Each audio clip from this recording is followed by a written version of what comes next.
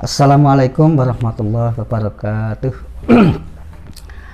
Alhamdulillah wa syukurillah ala nikmatillah la haula wala quwata illa billah. Pertama-tama marilah kita senantiasa memanjatkan puji syukur kepada Allah Subhanahu wa taala yang telah memberikan nikmat sehingga kita bisa melaksanakan aktivitas kita sehari-hari. Yang kedua, salawat dan salam semoga senantiasa terlimpahkan kepada junjungan kita Nabi Agung Muhammad Shallallahu Alaihi Wasallam. Semoga kita semuanya termasuk pengikut beliau hingga akhir zaman kelak.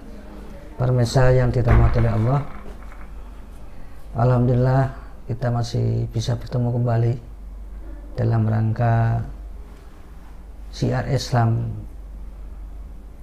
dengan datangnya bulan suci Ramadan ini. BCM Blora Media Dakwah Channel senantiasa menghadirkan beberapa acara-acara untuk menambah kekhusyukan dan keimanan di dalam menjalankan ibadah Ramadan tahun 1441 Hijriah. Pemirsa yang dirahmati Allah, tema kali ini kita akan berbicara tentang puasa dalam perspektif kesehatan. Jadi sebagaimana kita ketahui bahwa Islam itu adalah agama yang sangat sempurna, dan di setiap amalan-amalan itu bisa kita kaji sesuai dengan perspektif apa amalan itu diperintahkan. Terkait dengan hal ini tentu dengan puasa. Jadi, puasa itu adalah sebuah kewajiban bagi seorang muslim sebagaimana disampaikan oleh Allah dalam Al-Qur'an, a'udzubillahi minasyaitonirrajim, ya ayyuhalladzina amanu kutiba alaikumusiyam kama kutiba alal ladzina min qablikum la'allakum tattaqun. Yang artinya, wahai orang-orang yang beriman, telah diwajibkan atas kamu berpuasa sebagaimana diwajibkan oleh kaum-kaum yang sebelum kamu agar kamu menjadi orang yang bertakwa. Pemirsa yang dirahmati oleh Allah, tamu kali ini BCM Blora Media Dakwah Channel akan menghadirkan tokoh muda yang setiap hari bergelut dalam dunia medis. Beliau adalah Dr. Tegar Wijaya. Assalamualaikum, Dok. Waalaikumsalam. Sehat gitu, Dok? Alhamdulillah. Ya. Memang kita lama nggak ketemu karena kesibukan kita masing-masing ini. Begini, Dok. Islam itu kan agama yang sangat sempurna. Ya, Pak. Senantiasa setiap ajaran-ajaran itu sangat menyeluruh. Terkait dengan puasa ini tentu juga ada aspek-aspek, di samping aspek ketaatan kepatuhan seorang hamba kepada Allah, tapi ada sisi yang lain yang itu akan bermanfaat bagi dirinya sendiri. Nah, terkait dengan puasa ini, kira-kira apa implikasi puasa atau apa pengaruh puasa terhadap kesehatan seorang muslim, terutama yang menjalankan ibadah puasa? Oke. Iya, terima kasih Pak Wid sudah diundang ke acaranya yang luar biasa. Media Dakwah Channel ya, Pak ya. Yeah. Oke, kalau tadi Pak Wid mengatakan Islam itu adalah luar biasa, Pak. Memang benar. Jadi kalau pada dasarnya memang yang saya ketahui adalah Islam itu kan rahmatan lil alamin ya, Pak. Jadi memang Islam itu yang bisa merahmati semuanya, Pak. Segala alam semesta. Nah, tentunya kalau hubungannya dengan puasa, karena memang puasa ini adalah perintahnya Allah Subhanahu wa taala. Ya, selain kita menjalankan kewajibannya, itu tentunya mesti ada pengaruhnya untuk kita, terutama di sisi kesehatan. Nah, perlu diketahui, mungkin kalau saya di sini sebagai dokter, setahu saya kesehatan itu ada dua, yaitu sehat jasmani dan sehat rohani. Sehat jasmani adalah ketika seseorang sakit yang terlihat fisiknya, Pak. Misal orang tensi tinggi, gulanya tinggi, itu kan dia sakit secara jasmani. Tapi ternyata ada sakit juga yang dari jasmani, rohani gitu, Pak. puasa ini mengajarkan kita untuk kita tidak hanya sehat secara jasmani, juga memang sehat secara rohani. Gitu. Tadi pertanyaannya. Iya. Ada yang kelewat saya. Ya, terkait begini. Tubuh itu setiap hari itu kan berproses ya.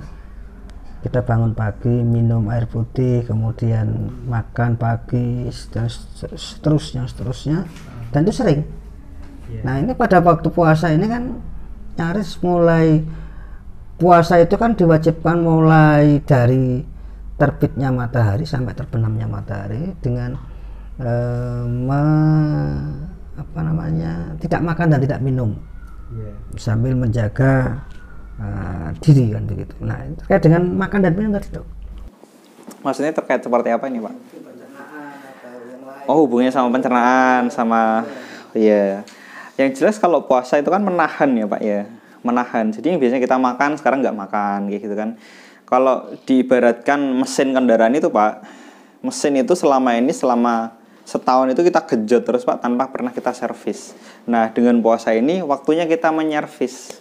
Servis itu sendiri kan artinya dia tidak melakukan apa-apa kan Pak. Maksudnya dia berhenti melakukan sesuatu. Sama kayak puasa ini. Puasa ini sebenarnya kita menyervis tubuh kita untuk tidak melakukan itu. Itu terus pengaruhnya apa? Oh pengaruhnya apa? Iya. Okay. Kalau puasa itu kan kita sering makan. Nah pada waktu puasa kita tidak boleh makan. Apa pengaruhnya terhadap tubuh kita? Pengaruhnya terhadap tubuh. Yang pertama adalah yang paling terasa saluran pencernaan yang jelas ya Pak ya.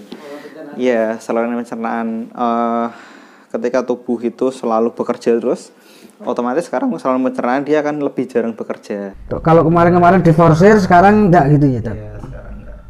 Itu terkait dengan ketahanan tubuh, terkait dengan kesehatan tubuh gimana? Ada pengaruh enggak?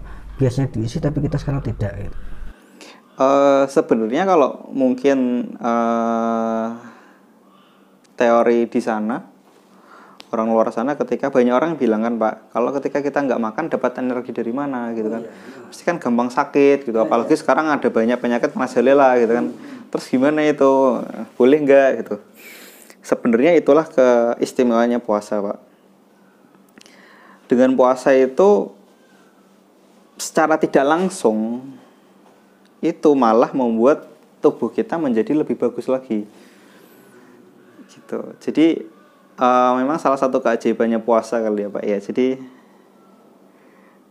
pada satu sisi yang lain itu siklusnya ada perubahan, tapi pada sisi yang lain ada proses penguatan yang lain yang muncul dari proses berpuasa itu. Tidak ya. Puasa itu. Sebenarnya apa sih yang menjadi kekuatan daya tubuh kita itu? Maksudnya gimana? Kekuatan daya tubuh kita itu terbuat dari apa? Misalkan kalau makanan-makanan itu terbuat dari makanan apa? Begitu. Apa yang dibutuhkan oleh tubuh kita setiap hari itu? Oh sebenarnya gini Pak, kalau bicara tentang kekuatan daya tahan tubuh Pak, sebenarnya segala jenis makanan itu bisa menjadi daya tahan tubuh. Kalau kita bicara ketika saya jawab ketahanan tubuh itu dari daging Pak, dari sayuran yang bergizi, dari susu gitu. Ketika saya menjawab seperti itu sebenarnya tidak adil Pak. Ya memang itu benar tapi tidak adil. Tidak adil kenapa? Karena di sana banyak saudara kita nggak bisa beli daging Pak, nggak bisa beli susu Pak. Terus apakah mereka dikatakan tidak sehat gitu? Iya kan? Jadi kalau menurut teori mungkin atau secara biasanya orang jawab seperti itu, daging, sayuran, buah-buahan tentunya memang itu ya. Tapi sebenarnya tidak melulu tentang hal itu gitu. Atau tidak semata-mata itu gitu. Tidak semata-mata itu. Karena apa? Pada prinsipnya adalah segala jenis makanan itu bisa membangun tubuh kita. Jadi kalau kita kaitkan dengan situasi saat ini, orang senang itu bisa memperkuat daya imun tubuh. Nah, ya makanya kan tadi yang saya katakan tidak semata-mata tentang makanan gitu.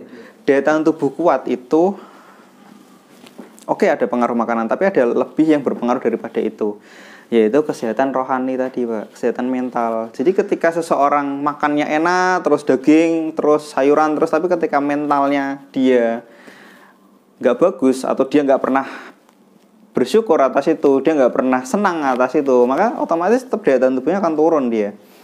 Tapi ketika seseorang dengan hanya makan nasi sama tempe kayak gitu aja, tapi ketika dia senang, ketika dia mensyukuri itu akan jauh lebih hebat kekuatannya daripada orang yang makan daging atau sayuran yang lengkap itu, Pak. Berarti yang pertama yang perlu saya garis bawahi bahwa sesuatu itu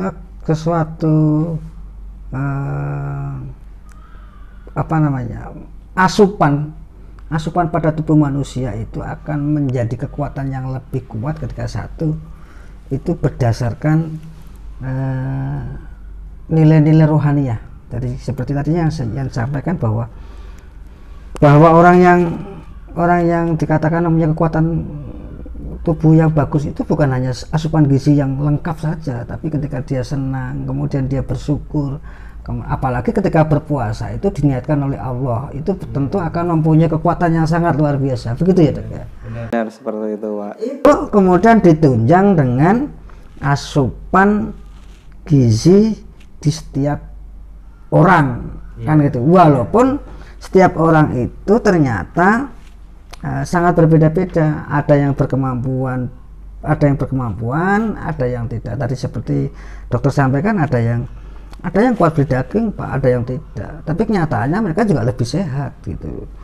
Jadi satu berdasarkan kekuatan nilai spiritual, entah itu syukur, kemudian karena Allah atau yang lain gitu.